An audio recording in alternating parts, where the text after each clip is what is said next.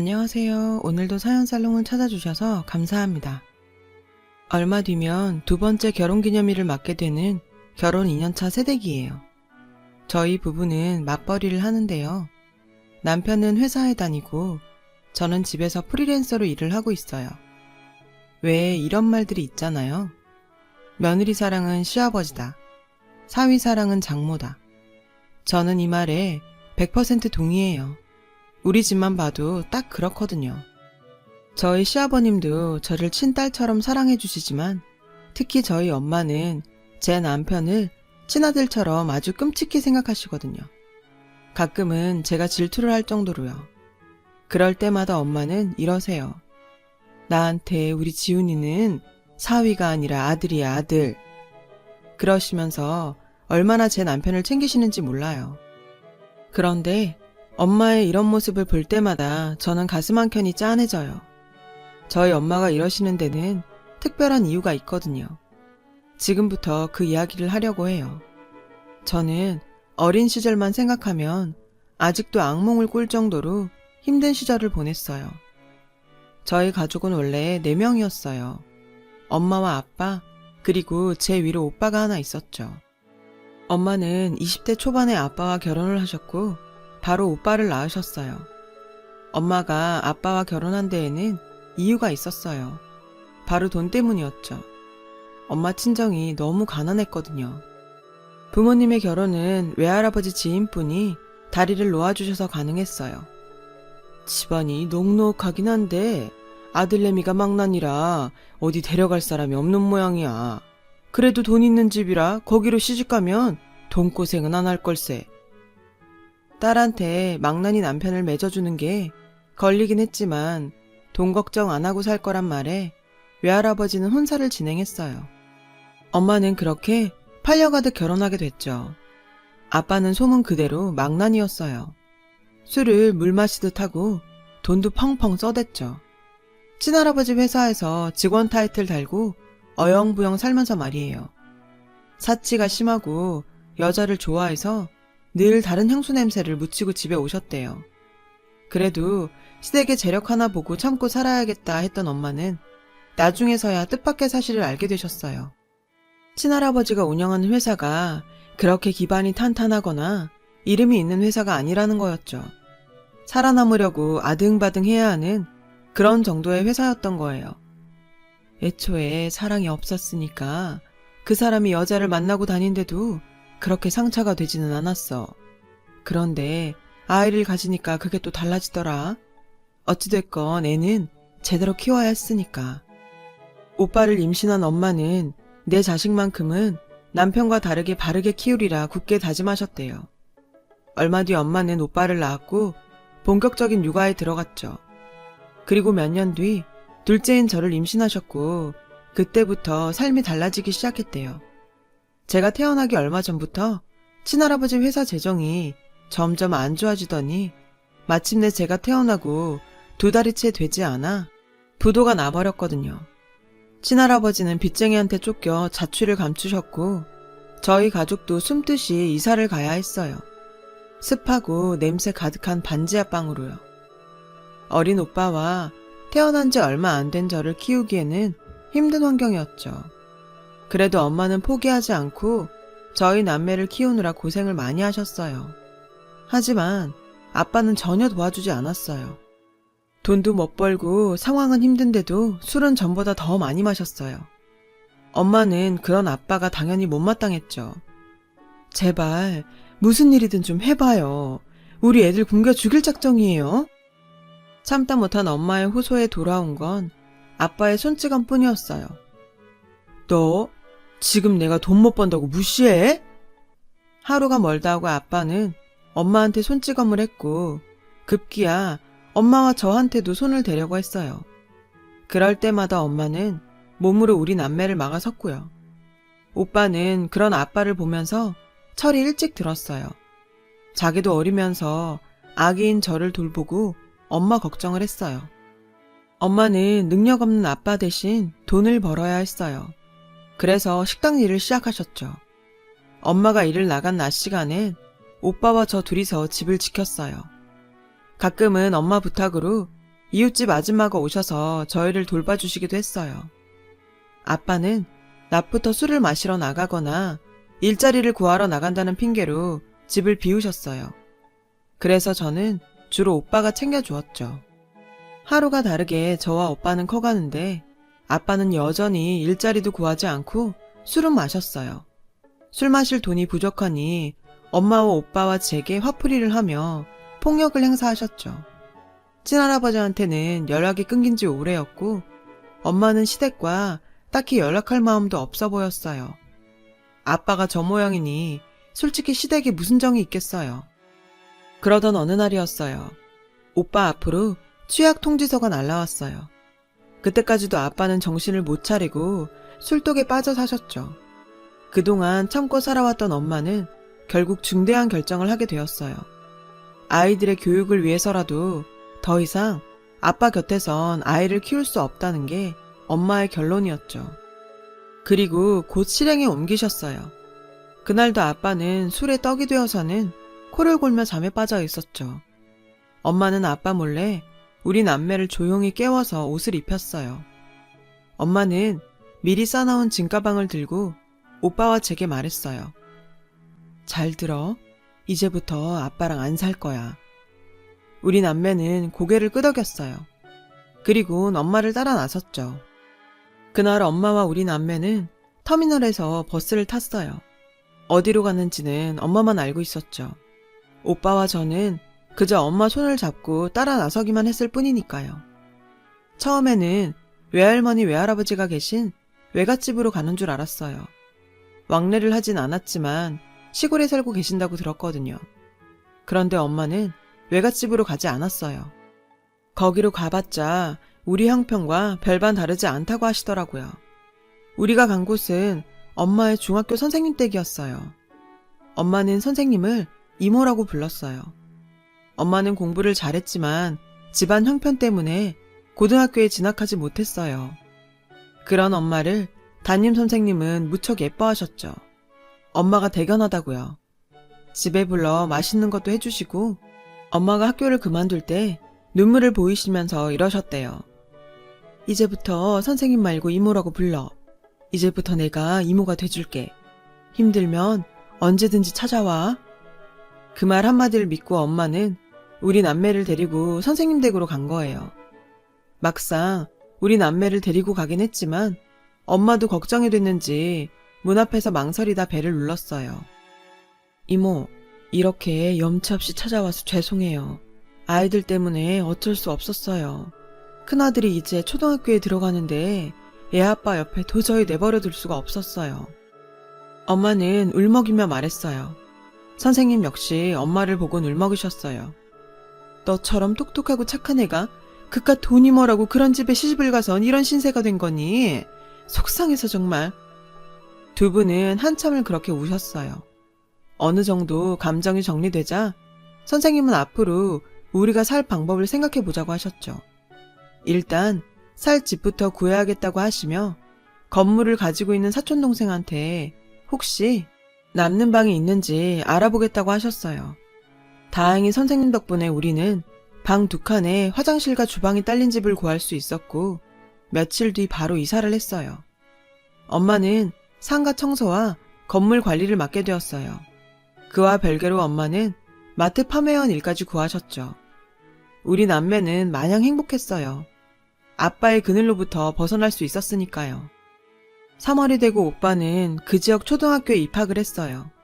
오빠가 학교에 가 있는 동안 전 혼자서 집에서 놀아야 했지만 엄마가 근처에서 일하고 있어서 안심할 수가 있었죠. 그렇게 우리 식구는 4명에서 3명으로 줄었지만 오히려 행복감은 곱절로 는 것 같았어요. 적어도 그 집에서는 우리 3 식구가 걱정 없이 살 수 있었으니까요.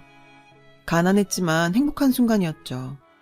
선생님께서는 음식도 가져다 주시고 엄마가 바쁠 땐 저희를 돌봐주셨어요. 제가 초등학교에 입학을 하고부터는 엄마는 더 많은 시간을 일을 할 수가 있어서 수입도 더 늘었고요.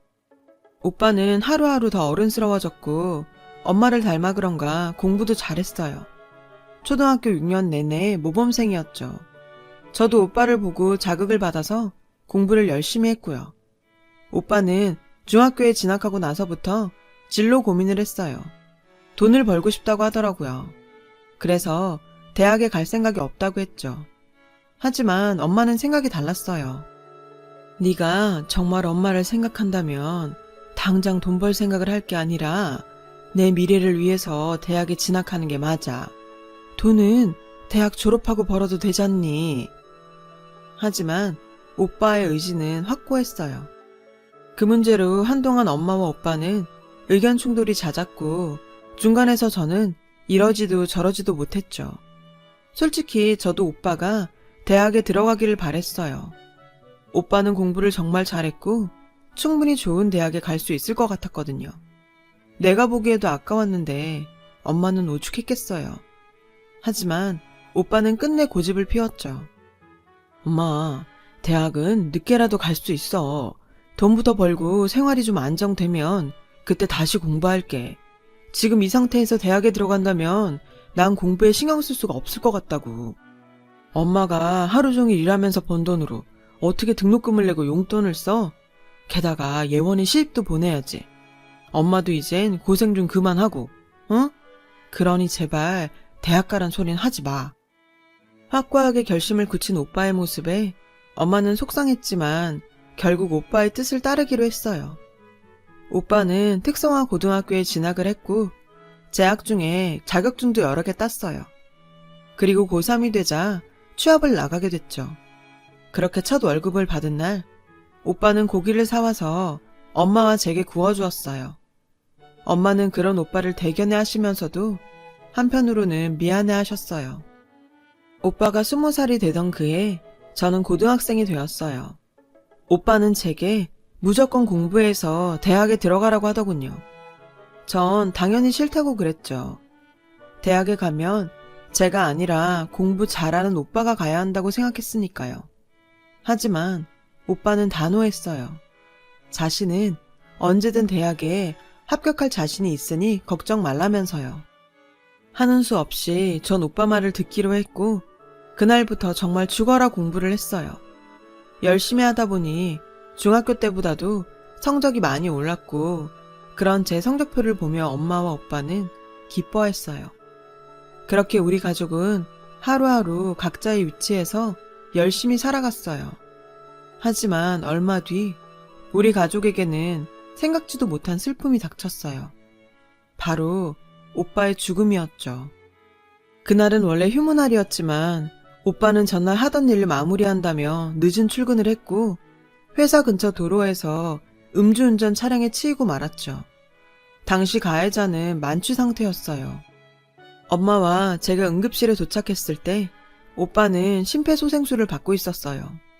엄마와 저는 울면서 오빠가 제발 살아나기를 기도했지만 오빠는 끝내 숨을 거두고 말았어요.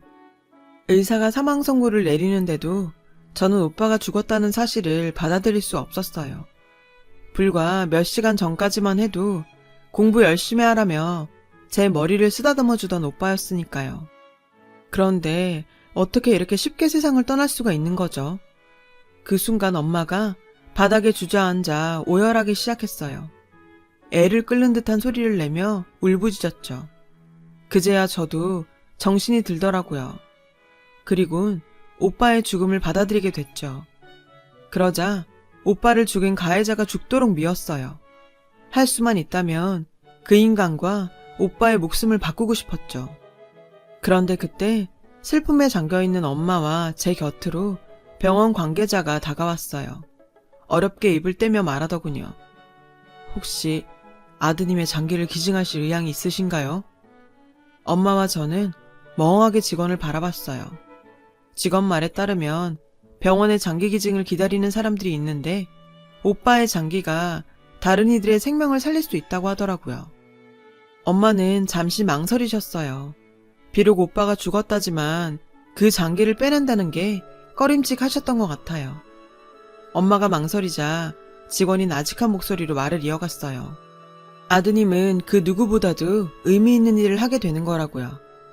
그 말을 들은 엄마는 결심이 선 듯 직원을 바라보시더니 동의서에 사인을 하겠다고 하셨어요. 그렇게 오빠는 여러 사람에게 새 생명을 주고 하늘로 떠났어요. 엄마와 저는 한동안 슬픔에 빠져 지내야 했죠.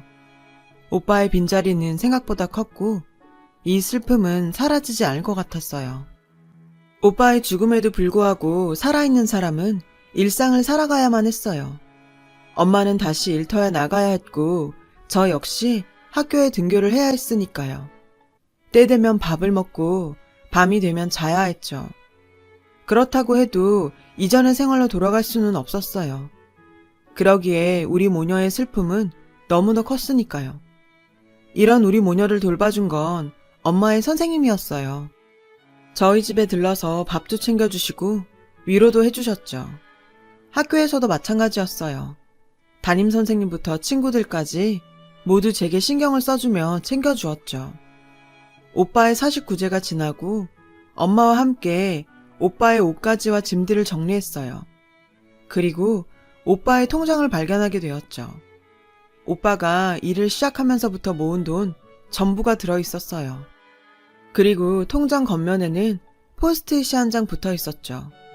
사랑하는 엄마, 착한 내 동생 예원이, 우리 가족 모두 행복하자 라고 적혀 있더군요. 엄마와 저는 그 통장을 보며 또 한참을 울었어요. 오빠가 없는데 이딴 돈이 다 무슨 소용인가 싶었죠. 왜 하필 우리 오빠한테 이런 일이 생긴 건지 하늘이 원망스러웠어요. 예원아, 우리 네 오빠 말대로 행복해지자. 그래야 네 오빠도 하늘나라에서 우리를 내려다보며 행복할 수 있지 않겠니? 네 오빠가 그렇게 원하는데 오빠를 위해서라도 우리 행복해져야 해. 엄마는 제 손을 꼭 잡고는 애써 미소를 지어 보이셨어요. 그런 엄마를 보며 저 역시 미소를 지어 보였죠. 그리고 오빠 몫까지 열심히 살아서 엄마를 행복하게 해주겠다 다짐했죠. 이후 엄마와 저는 마치 예전 일상으로 돌아간 것처럼 씩씩하게 생활을 해나갔어요. 그렇게 열심히 살아낸 덕에 전 대학교에 들어가게 되었죠. 그 무렵 가해자 측으로부터 합의금과 보험금을 받을 수 있었어요. 솔직히 오빠의 목숨과 바꾼 돈이었기에 손도 대기 싫었어요. 하지만 엄마는 저와는 생각이 달랐어요. 그 돈을 제 대학 등록금으로 쓰자고 했죠. 오빠가 입버릇처럼 했던 말처럼 오빠가 절 대학에 보내주는 걸로 생각하자고요. 오빠도 그러길 바랄 거라고요. 결국 저는 엄마 뜻을 따르기로 했어요. 대학을 다니는 내내 저는 성적 장학금을 탔어요. 대학 중에 관련 직종 자격증도 여러 개를 땄고요. 오빠의 목숨과 바꾼 돈으로 학교를 다니는 만큼 할 수 있는 한 최선을 다하고 싶었거든요. 그 덕분에 저는 졸업도 하기 전에 취업에 성공할 수 있었어요. 그리고 졸업식 날 엄마와 함께 학사모를 쓰고 찍은 사진을 들고 오빠 낙골당에 가지고 갔어요. 오빠 덕분에 대학도 졸업할 수 있었고 좋은 회사에 취직도 할 수 있었다고 고맙다고 했어요. 그리고는 그 사진을 오빠 유골함 옆에 놓아두었어요.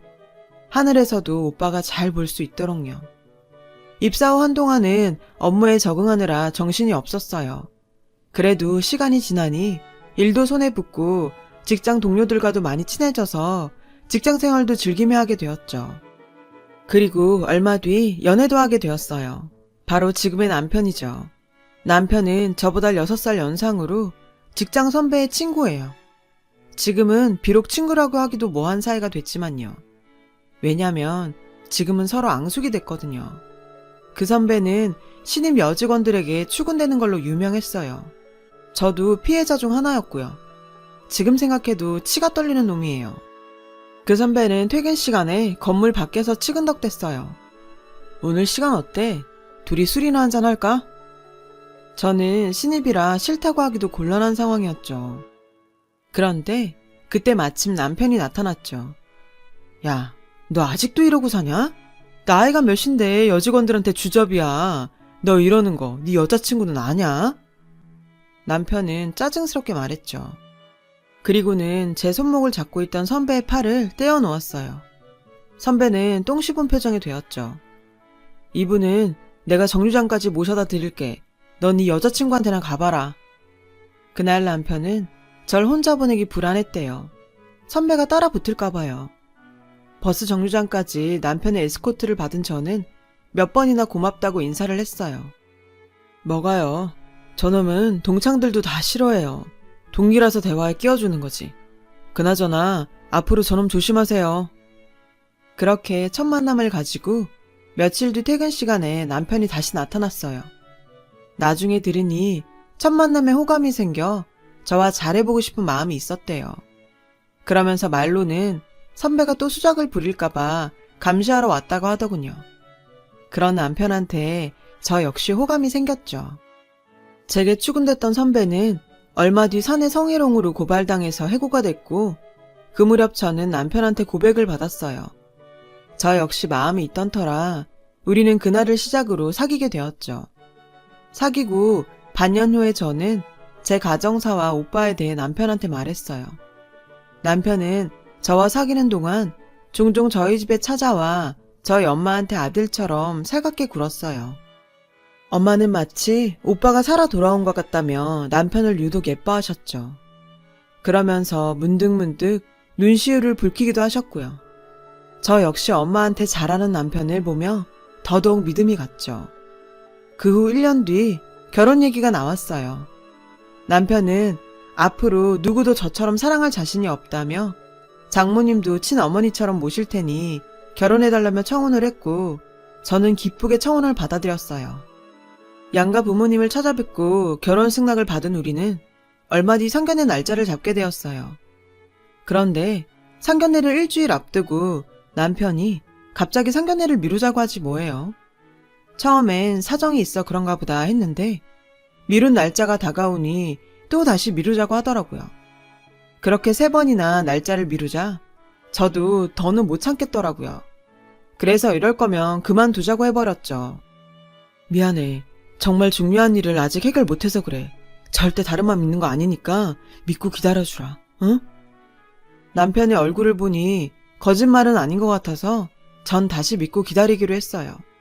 하지만 중요한 일이 뭔지는 알고 싶었죠. 그래서 몇 번이나 물어봤는데 번번이 기다려달라는 말뿐 무슨 일 때문인지는 말해주지 않았어요. 할 수 없이 전 잠자코 기다려야 했죠. 그렇게 2달 정도가 흘렀고 엄마는 상견례 안 하냐고 성하셨어요. 저는 그때마다 핑계로 무마해야 했죠. 그러던 어느 날이었어요. 남편이 상견례 날을 잡자고 하더라고요. 그렇게 우리는 어렵게 상견례를 하게 되었어요. 상견례 당일 엄마는 많이 긴장하셨어요. 남편과 빨리 결혼했으면 하셔서 상견례도 기다리셨는데 막상 닥치니 아무래도 엄마와 저 단 둘이 나가는 게 마음에 걸리셨던 모양이었죠. 저는 그런 엄마를 달래서 상견례 장소인 한정식집으로 향했어요. 엄마와 저는 잔뜩 긴장한 얼굴로 룸으로 들어갔어요. 남편과 시댁 식구들이 먼저 와 있더군요. 저희는 늦어서 죄송하다고 인사를 하고 자리에 앉으려는데 글쎄 남편이 저희 엄마한테 큰 절을 올리지 뭐예요. 엄마는 당황하시며 이러지 말라고 남편을 일으켜 세우라고 하셨어요. 그런데 그 순간 시부모님과 시동생까지 다가와 저희 엄마한테 고개 숙여 인사를 하더라고요. 도대체 무슨 일인가 싶었죠. 오빠, 왜 그래? 지금 뭐 하는 거야? 어머님, 아버님 왜 이러세요? 제가 당황해서 허둥지둥 하는데 그때 남편이 고개를 들었어요. 남편의 얼굴은 눈물 범벅이었죠. 어머니, 늦게 알아서 죄송합니다. 정말 죄송해요. 영문도 모르고 사과를 받으신 엄마는 당황한 표정으로 도대체 무슨 소리를 하는 거냐고 남편한테 물었어요. 그러자 시어머니께서 다가와 저희 엄마 손을 꼭 잡으시더니 그러시는 거예요. 사부인, 얼마나 마음이 아프셨어요. 부모된 입장에서 쉽지 않은 결정이셨을 텐데 저희는 죄송스럽고 감사한 마음뿐이에요. 정말 큰 신세를 졌습니다. 시어머니는 울먹이며 말씀하셨어요. 그때까지만 해도 엄마와 저는 이게 무슨 소린가 싶었어요. 그런데 남편이 다가와 저희 엄마 손을 자기 가슴에 대며 하는 얘기를 듣고 그제야 전말을 알게 되었죠. 어머님, 들리세요? 아드님 심장이 뛰는 소리가요. 어머님께서 장기 기증을 해주신 덕분에 제가 살 수 있었습니다. 형님 덕분에 이렇게 예원이를 만날 수 있었고 어머님 사위가 될 수 있었어요. 순간 엄마는 다리에 힘이 풀렸는지 휘청하셨어요. 그리고는 눈물을 흘리시며 남편을 끌어안으셨어요. 한참이나 남편을 끌어안은 채 눈물을 흘리시며 남편의 등을 쓸어주셨죠. 생각지도 못했던 상황에 저는 아무 말도 할 수 없었어요. 그저 눈물만 흘릴 뿐이었죠. 오빠의 심장을 이식받은 남자를 만나 사랑에 빠지게 될 줄 누가 알았겠어요.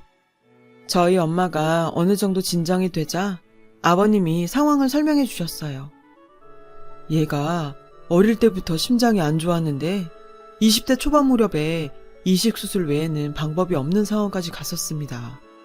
대기자 명단에 올려놓기는 했지만 심장은 기증자가 쉽게 나오지 않는 터라 저는 그때 몇 자리까지 알아봤었지요. 그런데 아드님이 심장을 기증해 주시는 바람에 저희 아들이 살 수 있었습니다. 남편은 결혼에 앞서 심장을 기증해준 장기 기증자 유가족을 만나 감사 인사를 드리려고 센터를 찾아갔지만 기증자 유가족의 정보를 알려줄 수는 없다는 답변을 들었대요. 몇 번이나 찾아가 사정을 했음에도 거절을 당하자 결국 업체를 통해 수소문할 수밖에 없었고 그마저도 번번이 유가족을 찾는데 실패해 상견례를 미룰 수밖에 없었다고 했어요. 그러다 얼마 전 업체로부터 장기 기증자 유가족을 찾았다는 연락을 받았고 이름과 주소지를 보고는 자신에게 심장을 기증해준 사람이 제 오빠라는 사실을 알고 놀랐다더군요. 남편한테 그 사실을 전해들은 시부모님도 놀라기는 마찬가지였대요. 정말 하늘이 정해준 인연이 아니고서는 어떻게 이런 일이 있을 수 있냐고 하셨다네요. 사부인, 이 모든 게 하늘에서 아드님이 두 사람을 이어준 덕분 아니겠어요? 그러지 않고서야 어떻게 이런 일이 있습니까? 그래서 말입니다만 따님 걱정은 하지 마십시오. 예원이는 저희가 친딸처럼 마음을 다해 잘 돌보겠습니다. 저희 엄마 역시 제 남편을 사위가 아닌 아들처럼 아끼며 보살피겠다고 하셨죠. 그렇게 우리 부부는 양가의 아들과 딸이 되어 결혼식을 올릴 수 있었어요. 저는 요즘도 가끔 남편의 심장 위로 손을 올려보곤 해요. 눈을 감고 심장 소리를 들으면 꼭 오빠가 내 곁에 있는 것 같거든요. 저는 우리 두 사람을 이어준 오빠를 생각해서라도 평생 남편을 아끼고 사랑하며 살아갈 생각이에요. 오빠가 제 옆에서 늘 저를 지켜보고 있다고 믿으면서요. 어떤 인연을 언제 만날지 모르는 이 세상에서 제 사연을 들어주신 분들과도 좋은 인연이라고 믿습니다. 그래서 여러분 모두 정말 행복하셨으면 해요. 감사합니다. 여러분, 사연 댓글에 응원과 현명한 조언 부탁드려요. 좋아요와 구독은 저에게 큰 힘이 됩니다. 오늘도 좋은 일 가득하세요.